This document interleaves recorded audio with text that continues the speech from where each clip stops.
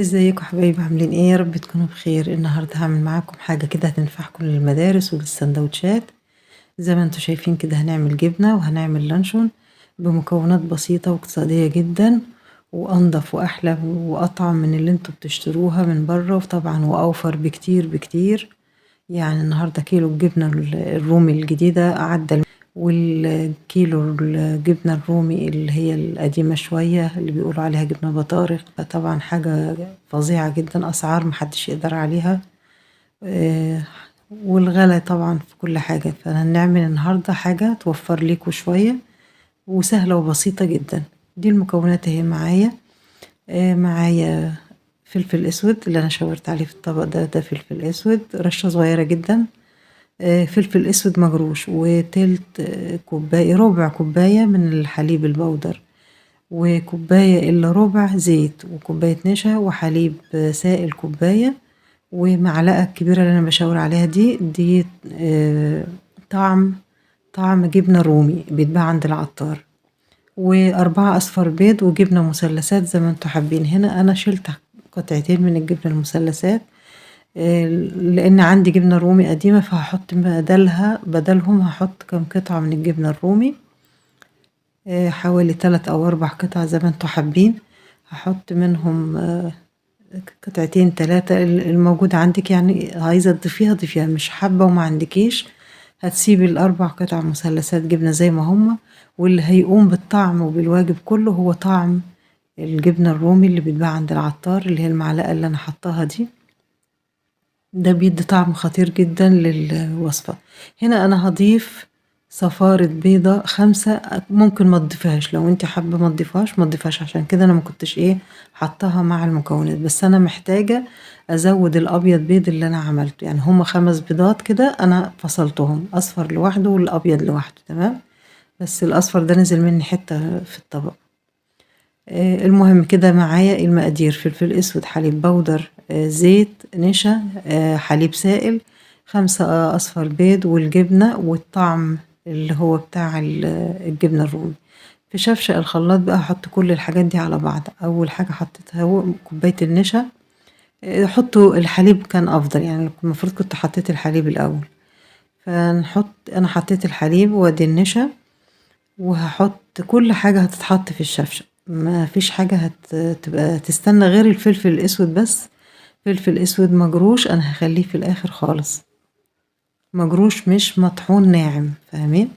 انا حطيت بقى 5 اصفر بيض اهو، ونزلت بكوباية الا ربع زيت، وهنزل بربع كوباية الحليب البودرة. ودي المعلقة بتاعة طعم الجبنة الرومي اللي بتتباع عند العطار، وهحط قطعتين الجبنة المثلثات، وهنحط الجبنة الرومي.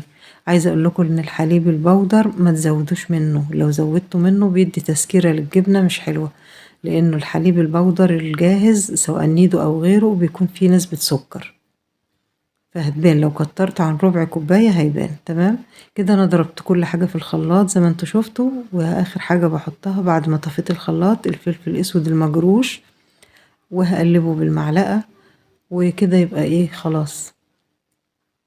معايا بقى حلة صغيرة او صينية صغيرة، اللي موجود عندك اشتغلي بيه، بس يفضل يا ريت تكون حاجة ما بتلزقش. انا عملتها في الألمونيا، فدهنتها مسحة زيت، ورشيتها تعفير دقيق صغيرة جدا جدا، كأنك هتعملي كيكة، بس حاجة بسيطة ما تكتريش. فضيت بقى الخليط اللي انا عملته،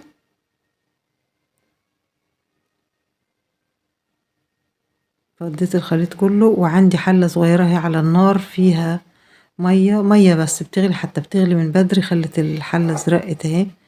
المهم اي حاجة عندك، انا دي حلة قديمة مش بستخدمها، فحبيت اغلي فيها، فمش مشكلة عندي. وهتحطي بقى الحلة، يعني يعتبر بنسوي على بخار، على حمام مية هتسيبيها بقى. هتعرفي امتى تطفي عليها؟ لما تلاقي لون القرص بتاع الجبنة اصفر، هنشوفه مع بعض دلوقتي. دي بقى البيض اللي انا شلته، هعمل بيه لانشون، مش عايزة اركنه. 5 ابيض بيض، فخسارة يتركن، والبيض غالي جدا.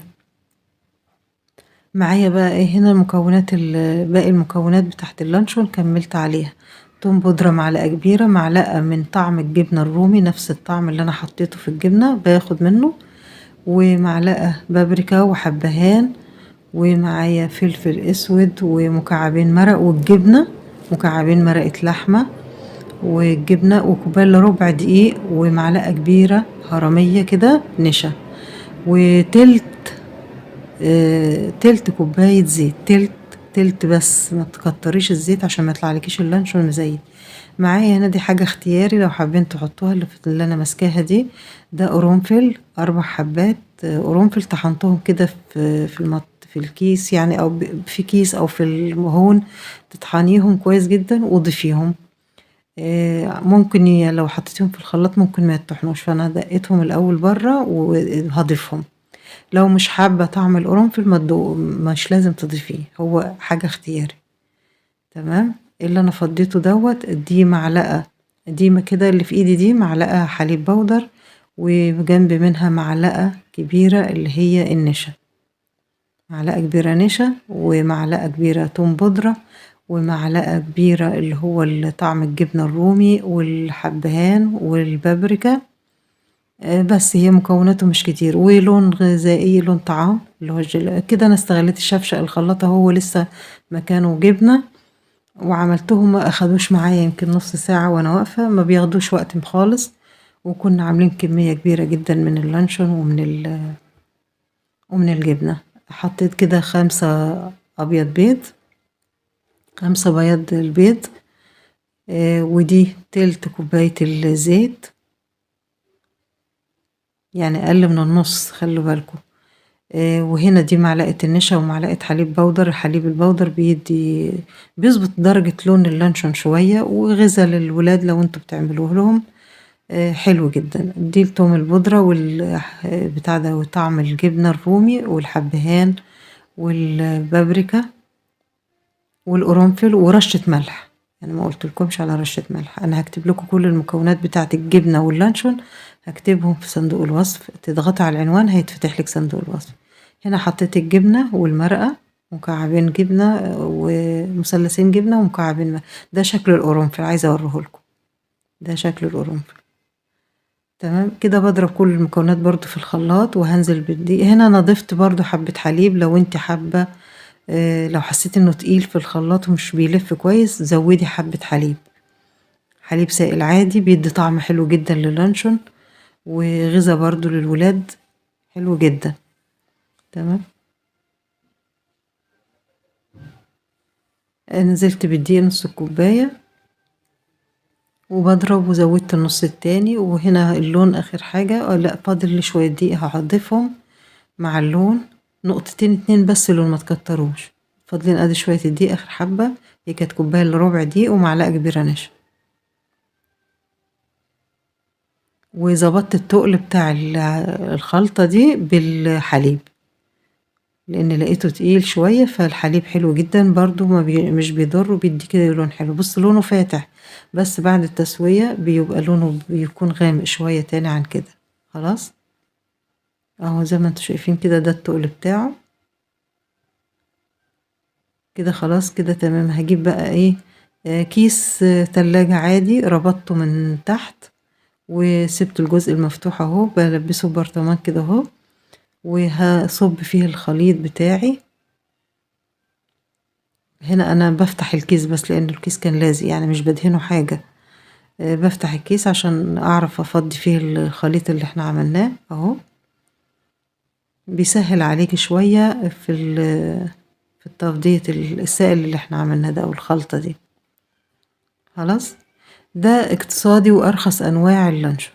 حتى لو حبيتوا تعملوا مثلا لانشون بصدر فرخة، او لو عندك صدر فرخة فرمتيه مع الخلطة دي، هينفع ويبقى جميل جدا. تمام. هل كده خلاص هفضيه من البرطمان بقى، بتقفليه كويس الاول، وتنزلي بيه كده بالراحة بهدوء عشان ما تدلقش منك. لو عرفت تفضي الخليط في الكيس من غير البرطمان يبقى كويس جدا برضه. هربطه برضه من فوق كده، وهسويه على حمام مية. يعني عندي حلة فيها مية، وبحط فيها مصفى، وبحط ده على المصفى، وبغطي وبسيبه بيستوي، بياخد حوالي ساعة، ساعة وشوية. ده اللانشون بياخد ساعة، ساعة وربع أو أقل كمان، ساعة و10 دقايق حاجة زي كده، والنار بتكون هادية جدًا ما تعلّيش عليه النار، في الأول أول مَيّة ما تغلي بتحطيه وتوطّي النار وتغطّيه ما تكشفيش عليه قبل نُص ساعة، وبعد نُص ساعة اقلبي القالب الناحية التانية. الجبنة برضه مش هتعرفي إن هي استوت إلا لمّا تلاقي القرص بتاعها كلّه بقى لون واحد كده، درجة اللون اتضبطت كل واحد، و وتحطي فيها مثلًا خِلّة أو سكينة رفيّعة هتلاقيها طالعة نضيفة زي ما بتختبري الكيكة بالضبط، بالضبط. هتلاقيها طلعت معاكِ نضيفة يبقى كده تمام أوي وخلاص. طالعة الجبنة بأمانة، بأمانة طعمها تحفة، تحفة، تحفة، خطيرة، جميلة جدًا، جدًا، تستاهل إنكم انتم تجربوها بجد، أنضف وأطعم من أي جبنة تاني بتشتروها، وكلها حاجات أهي مغذية اللي إحنا عاملين بيها. طبعًا بُصّوا شايفاها يعني هي قريبة في الشكل وفي الملمس للجبنة الفلامنك، وفي الريحة وفي الطعم قريبة من الجبنة الرومي الجديدة، مش هنقول الجبنة الرومي اللي هي القديمة المتعتقة لأ، بس جميلة جدًا، جدًا، وأحلى من الجبنة الشيدر بكتير برضه بصراحة، يعني أنا عجبتني أكتر من الجبنة الشيدر. أنا عملت أنواع كتير من الجبن، في اللي صورته وفي اللي ما صورتوش، بس دي بصراحة أكتر نوع عجبني وعملته وطلع حلو جدًا. شايفين شكلها يعني قريبة جدًا للفلامنك والّا لأ؟ ودرجة لونها وريحتها جميلة جدًا، جدًا، جربوها مش هتندموا خالص، أنضف وأحلى وأوفر من اللي بتشتروها بكتير جدًا. وادي اللانشون طالع خطير جدًا، هنفك الكيس أهو، يبقى كده أنا عملت اللانشون وعملنا جبنة.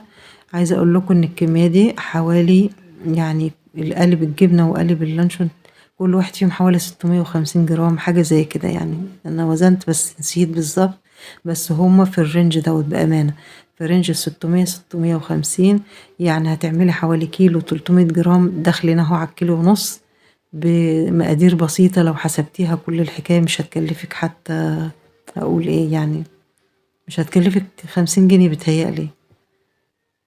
فموفّر جدًا، جدًا، يعني شوفي النهارده كيلو اللانشون بكام وكيلو الجبنة بكام، يعني بجد اللي يفكّر فيها تعمليها مش هتاخد معاكِ أي تعب ولا أي مجهود، شايفين اللانشون طالع طري ومَرِن جدًا ودرجة لونه حلوة إزاي، هادية وحلوة كده، طبعًا اللون ده في إيدِك، عايزة تغمّقي هتزوّدي درجة نقطة لون تاني، بس اللون بصراحة دوّة مش وِحِش، طالع حلو جدًا.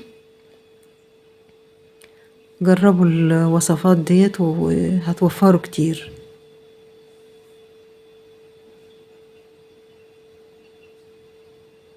لو عجبتكم بقى الوصفات دي والحاجات الحلوة دي اكتبوا لنا بقى تعليق حلو وقولوا لي رأيكم، واشتركوا في القناة وفعلوا الجرس على الكل عشان يوصل لكم كل جديد، ونشوفكم على خير فيديو جديد إن شاء الله، وما تنسوش اللايك للفيديو لو عجبكم. باي باي.